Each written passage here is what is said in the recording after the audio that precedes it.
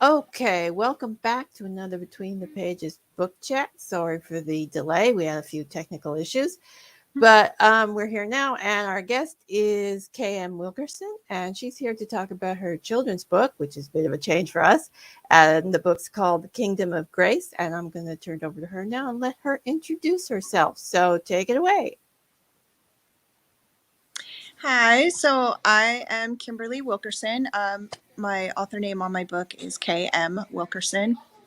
And basically, my book is about two kingdoms that are suffering from a drought, and they have to be resilient and figure out ways in order to overcome and save their kingdoms.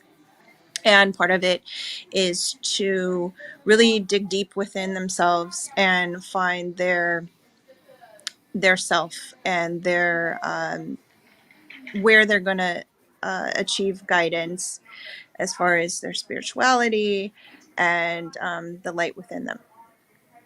Okay, so what were your reasons or inspirations for writing the book? Um, well, I had always written since I was very young, and life kind of took over. I worked in the corporate world and got pregnant while I was in college and had a lot of different things to overcome, and illness was one of them. And I had been bedridden for quite a few years, partially from depression. And coming out of that was probably the hardest thing that I had to do. Raising my son alone was nothing like overcoming depression. And I made a decision that I did not want to be at home on multiple medications. I felt healthier physically when I started to take away some of the pain medications. And um, something inside of me, I personally believe it was God, was pulling me back to Him, said, start writing. And I did. And once I started writing, it just flowed. And the next thing I knew, I was looking at publishing, and the next thing I knew, I was editing with a publisher, and after that it was, oh, let's get an illustrator, and it just kind of happened. And I really found my passion again. And yeah, so it was all basically God for me. And ideally, I mean, I want whoever is going through tough times to recognize that it's just a moment in time and you can overcome it. And there are things that you can overcome. And I really try to advocate for mental illness because I needed medication for a long period of time. And that's where I had to be. And that's what had to get me through certain things. But that doesn't mean you have to stay there. And I'm not saying that people should just jump off their medications. It took a really long time, and it was, and I still struggle. I still truly struggle. So I really try to just advocate for anyone who needs that help. And if somebody can get something positive out of my writing, then even if it's just one person, and then I'm satisfied with the work that it took. Okay, so you mentioned spirituality as one of the themes in your kids' book. So do you explore anything else for children in that book? So part of my writing, when it comes to the children's portion, because I blog as well, and that kind of goes off into a whole nother territory, but when it comes to my children's books, what's important to me is that parents have the opportunity to have discussions with their kids while they're reading with them, or while they're learning about what their kids are reading, that wouldn't necessarily happen otherwise. um, I know there are some questions, and I leave it intentional, to have parents and or children say, is this really what's happening here, or is it not? There's a little bit of mystery behind it, so that they can have open discussions, because I think that communication is really, really important. And I think that that is a, lacking a lot in our generations, that are going to be taking over our future world. So to really communicate in the family unit is extremely important. Oh, that's cool. I like that. So, tell us a little bit about the main character of the book. So the main character is Queen Grace, who is the ruler of her own kingdom, and she's raising her child alone because the king has passed away. And so while she is overcoming that depression and that sadness that lurks in their castle, they are given an opportunity to get out of their own kingdom and go see the world a little bit more, and open back up to what the world has to offer. And that's actually a major triumph for her. So, how would you describe her personality? Is she well? She's obviously going through some grief, but Right. what other personality traits does she have? She's very resilient. She's very resilient. She is, gosh, I would say she's very lovable because she gives out love. She truly exudes love into her son. And when she can't love herself because she's grieving, she still finds the love to give to her own child. I'm sorry, is it kind of loud? No, it's not too bad. Okay. We've had worse. Yeah, sometimes you just got to go with where. Yeah, I am like literally all over the place lately, so I'm trying to do as much as I can. Okay, so tell us a little bit about the world with the kingdoms and the places she goes. Are there any little interesting characters? Do we get some fantasy stuff, or is it more of a medieval sort of a thing? What? It's a little more fantasy fairy tale. There's some question to whether the kingdom that she ventures off into is the right place for her, especially because it doesn't belong to her. Um, so there it ends on a cliffhanger as far as what will resume or not resume in that kingdom, and whether or not that particular kingdom will overcome its own trials and tribulations. um, and but she brings beauty back to her own, just for the pure aspect of being open to move on and to look for more than what had come to be in the grief. Okay, so was there any part of the book that was difficult to write? What was the hardest part of it to write for you? The writing wasn't so hard. It just kind of flowed out of me. It didn't originally begin as a children's book. I really honestly thought it was going to be a novel, and then it morphed over time, and more things just started showing themselves to me to separate in different areas. And so it was just a journey, honestly. And it opened up a whole new world. I think the hardest thing for me was not so much the writing, but just keeping up with what is coming next, and having to accept that I don't always know what's coming next. Whether it's an interview, whether it's like trying to juggle too much on my calendar, or just life Yeah. stuff, and Yeah, Yeah. I think that's the hardest thing for all of us.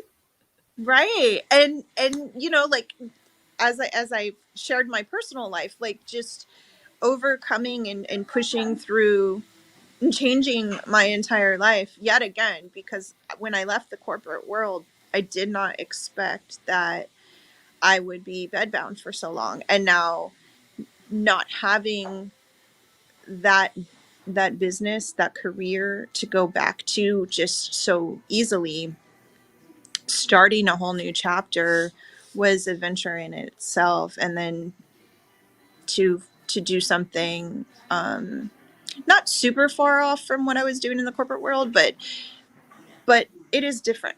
It is different. And trying to figure out, okay, well, how do I bring the money in also to pay the bills and come off a disability all at the same time, everything at the same time, and not um, and not mislead people and being a hypocrite or anything of that nature in regards to being the best mom I can be for my son while he's still under, he's not quite 18 yet.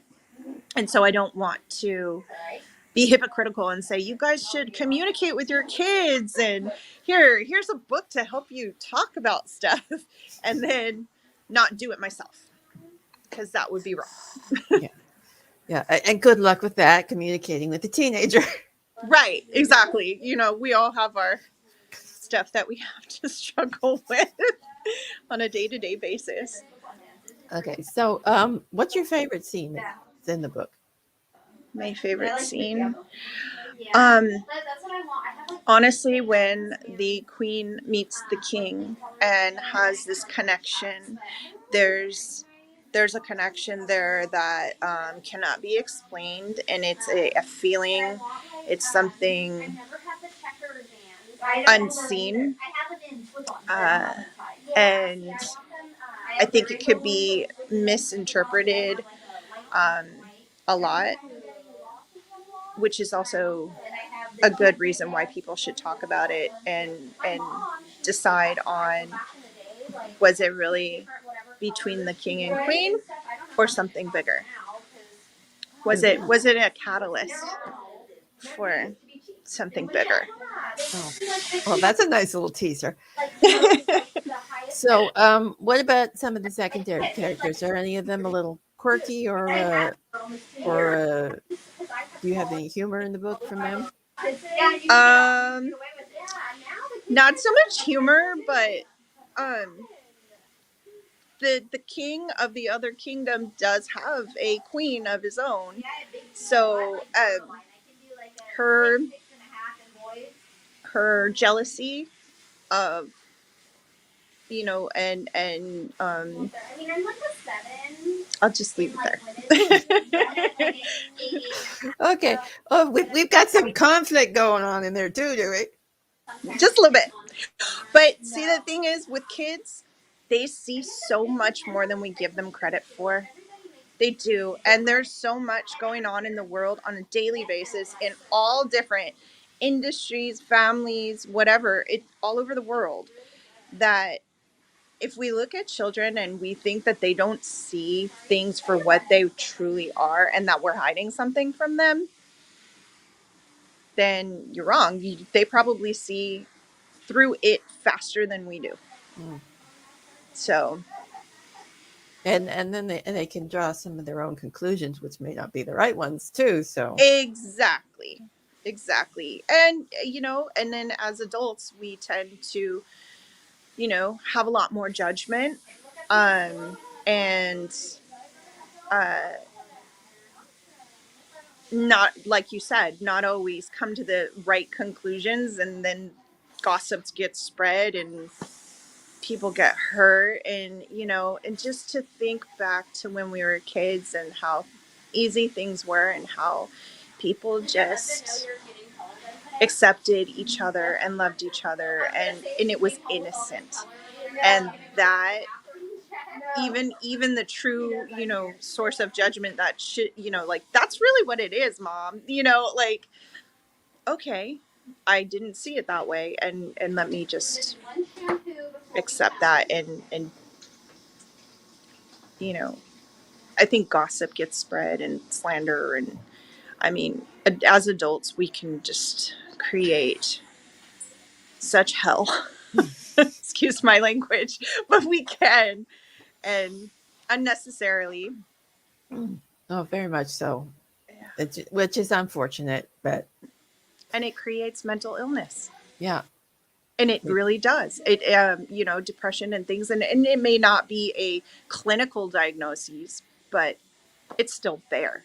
yeah. But I And mean, it's even just even if it's not a clinical depression, but you can have bad days, you can have anxiety, you can have hang-ups and emotional problems as an adult, which is people don't honestly they don't pay as much attention to it, I think, as they should, and or they try to hide it or they're ashamed of it, which is a sad thing. right. And unfortunately, it's creeping into our younger generations now, especially during this pandemic. Um, it's been really, really difficult on them. And yet, a whole nother reason to really communicate with our kids, because I think a lot of parents that have never had the opportunity to homeschool in the past have had this huge awakening of, oh my God, I'm not equipped to juggle this and my full-time position elsewhere outside of the household. And um and really having the patience to deal with that could either increase communication with their kids or really shut them down. And if they shut down and they begin to experience depression or anxiety and things of that nature, look at what our society is coming to. We're having school shootings, we're having so many things go on that it's it's a shame. Yeah, So it is a shame. But well, let's go to a slightly happier note. yes. So you've written a children's book, but are you planning on writing any more in this series, or in another genre, or what's on the horizon for you? So yes, so book two, which is the conclusion of Kingdom of Grace, which will have a different title but be the second of the two book series, is going to be out by 2022, and it will begin on the cliffhanger that ended with Kingdom of Grace. And I also, like I said, a blog. It's at mylegacyforchristopher.com. It's through WordPress. I blog on a regular basis, just about anything really. I've even posted poems, things of that nature, but I'm kind of more. I talk more about world issues that are occurring on a daily basis, and then I have some other children's books that I have begun. And honestly haven't put enough effort into getting published yet. So they will follow after the second book. Oh, that sounds wonderful. It's something to look Yeah. forward to. So I think we'll wrap it up here, and I'd like to thank you for being our guest today. And please tell everyone where they can find you. So you can search for me through any social media platform: Instagram, Facebook, Twitter, Kimberly Wilkerson. Also, if you search for Kingdom of Grace, the best way to do it would be also with the author title of KM Wilkerson. And again, my blog is mylegacyforchristopher.com under WordPress. And yeah, that's me. Okay. Well, it was a pleasure chatting with you. I'm glad you You could join us too. today. Thank you so much for having me. And I have linked her book in the description below if you want to check it out. And well, that's all for today. And please join us next weekend for our last show of this year, because we're taking a holiday break after that. Nice. But we will be back in January. Don't worry about that. And so that's all for now. And bye. Thank you.